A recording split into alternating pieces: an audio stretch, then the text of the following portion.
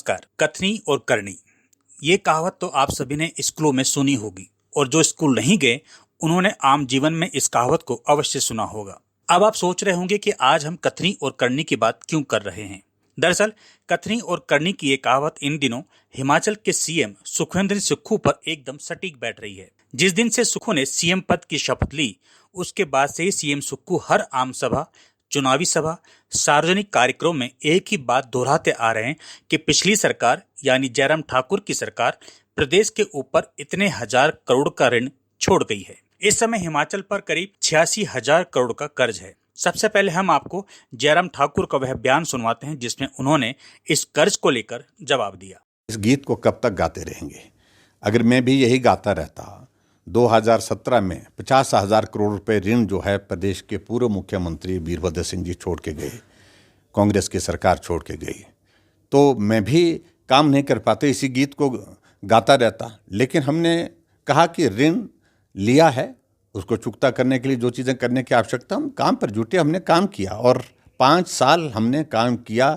सड़कें बनी, पुल बने, कॉलेजेस बने, हॉस्पिटल बने, सब जगह काम हुआ और यहाँ 2 साल से पूर्ण विराम है। पूरे प्रदेश पर गीत गाए जा रहे हैं कि ऋण ले रखा है और जितना ऋण मैंने 5 वर्षों में लिया, ये आंकड़ा है, उससे ज़्यादा ऋण सुक्खू भाई 1 साल में ले चुके हैं। ये 2 साल के कार्यकाल में ही ले चुके हैं। 5 साल में तो मालूम नहीं। 1 लाख का आंकड़ा मुझे लगता है कि 1 आध महीने में पूरा होने वाला है। 1 लाख करोड़। सियासी गलियारों ही नहीं बल्कि आम जन भी इस बात को लेकर हैरान है। जानकारों का कहना है कि ये मान लेते हैं कि आर्थिक संकट गंभीर बने हुए हैं, लेकिन सवाल यहाँ पर यह उठता है कि जब प्रदेश के आर्थिक हालात इतने गंभीर है तो फिर सीएम सुक्खू अपने चहेतों को खुश करने में क्यों लगे हुए हैं।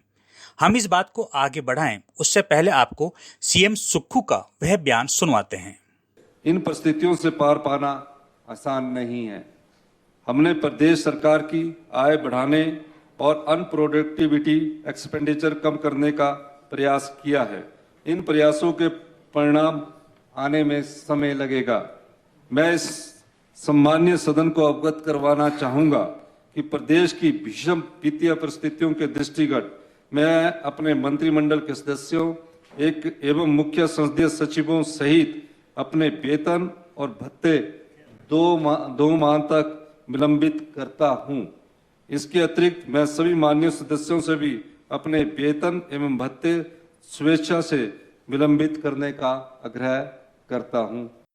तो आपने सुना, सीएम सुक्खू ने कहा जनता के हितों की रक्षा के लिए उन्होंने यह कदम उठाया है। सीएम साहब ने जनता के हितों के लिए तो सदन में यह पत्र पढ़कर सुना दिया, लेकिन अपने चहेतों को खुश करने के लिए फिर यह निर्णय क्यों लिया।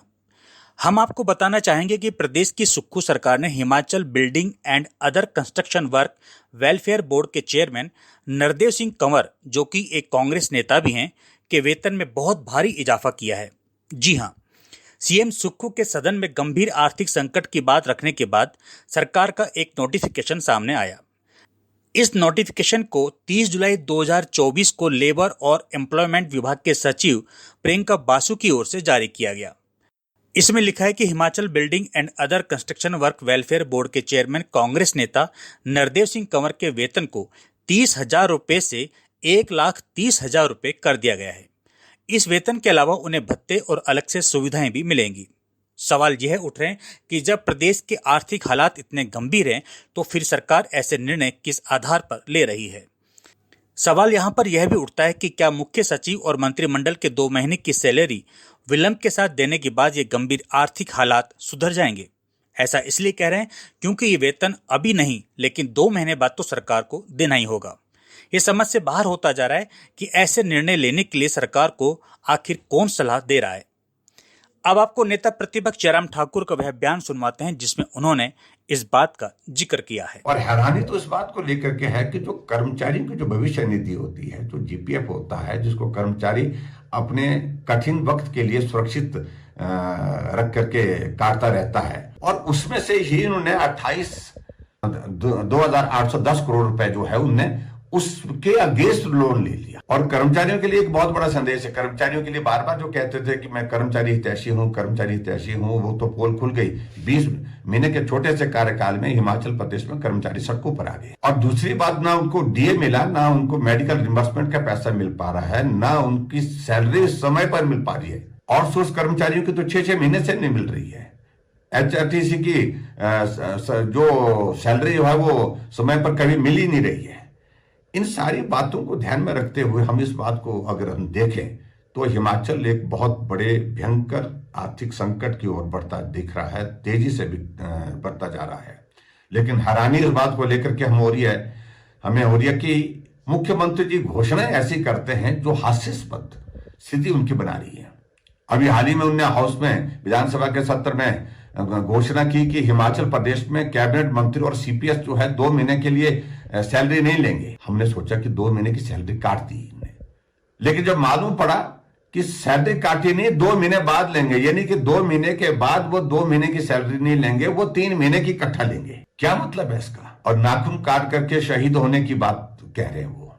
ऐसी स्थिति में एक और उदाहरण हमारे सामने आज पिछले कल नोटिफिकेशन में आया। एक जो BOCW जो बोर्ड है ये, उसमें चेयरमैन लगाए हैं एक, जिनको 30,000 ऑनरेरियम मिलता था उसको 1,30,000 सीधा 1 लाख बढ़ा दिया उसमें। और ये सारी चीजों को लेकर के मुख्यमंत्री जी अपनी स्थिति को हास्यास्पद बनाए जा रहे हैं, मजाक का विषय बनते जा रहे हैं। एक तरफ आप बहुत सारी बातें कह रहे हैं कि हम आर्थिक तंगी के दौर में से गुजर रहे हैं, कुछ सख्त फैसले लेने पड़ेंगे, तो आप हटाइए ना। CPS को क्यों नहीं हटाते? जो गैर संवैधानिक तरीके से बनाए गए हैं, जिनको हाई कोर्ट में आपने बचाने के लिए आपने वकीलों को 6 करोड़ रुपए तो आपने वकीलों को दे दिया। उसके लिए CPS नहीं बनाते तो क्या सरकार नहीं चलती? सरकार चल सकती थी, लेकिन उसके बावजूद उस पर आपने कभी नहीं सोचा कि भी इनके कारण आर्थिक बोझ होगा। करोड़ों रुपए उस पर जा रहा है, लेकिन 6 करोड़ के लगभग आपने वकीलों को दे दिया उनकी कुर्सी को बचाने के लिए। आपको इस पूरे मामले पर धर्मशाला के विधायक सुधीर शर्मा का बयान सुनवाने से पहले आपको सुधीर शर्मा का वह पोस्ट दिखाते हैं जिसमें उन्होंने लिखा।